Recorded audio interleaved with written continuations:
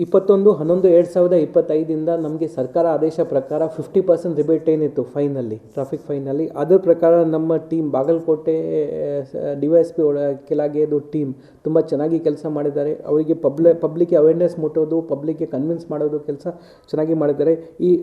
ಅಲ್ಲಿಂದ 21ರಿಂದ ಇಲ್ಲಿ ತನಕ ಇವತ್ತು ಲಾಸ್ಟ್ ಡೇಟ್ ಇದೆ. ನಾವು 11,000 ಚಾಲಾನ್ ಕ್ಲೋಸ್ ಮಾಡಿದ್ದೀವಿ, 28 ಲಕ್ಷ ಫೈನ್ ಕಲೆಕ್ಟ್ ಮಾಡಿದ್ದೀವಿ. ಸೊ ಟೋಟಲ್ 28,80,000 ಫೈನ್ ನಾವು ಕಲೆಕ್ಟ್ ಮಾಡಿದ್ದೀವಿ.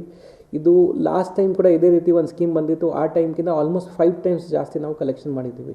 ಅದಕ್ಕೆ ಪಬ್ಲಿಕ್ ಕೂಡ ನಮಗೆ ತುಂಬ ಸಹಕಾರ ಕೊಟ್ಟಿದ್ದಾರೆ, ಮಾಧ್ಯಮ ಅವರು ಕೂಡ ನಮಗೆ ತುಂಬ ಸಹಕಾರ ಕೊಟ್ಟಿದ್ದಾರೆ, ಮತ್ತು ನಮ್ಮ ಟೀಮ್ ಕೂಡ ತುಂಬ ಚೆನ್ನಾಗಿ ಕೆಲಸ ಮಾಡಿದ್ದಾರೆ. ಇಲ್ಲಿವರೆಗೂ ಏನಿರುತ್ತೆ, ಸೊ ಡೈಲಿ ಫೈನ್ ಕೂಡ ಜಾಸ್ತಿ ಆಗ್ತಾ ಇರುತ್ತೆ. ಈ ವರ್ಷ ನಮ್ಮ ITMS ಅಂದರೆ ಬಾಗಲಕೋಟೆ ಟೌನ್ ಮತ್ತು ನವನಗರ ಲಿಮಿಟ್ಸಲ್ಲಿ ಟೋಟಲ್ 86,347 ನಾವು ಚಾಲಾನ್ ಹಾಕಿದ್ದೀವಿ. ಇದು ಸುಲಭವಾಗಿ ನಾವು 98 lakh rupees, 98,71,750 rupees ಕಲೆಕ್ಟ್ ಮಾಡಿದ್ದೀವಿ.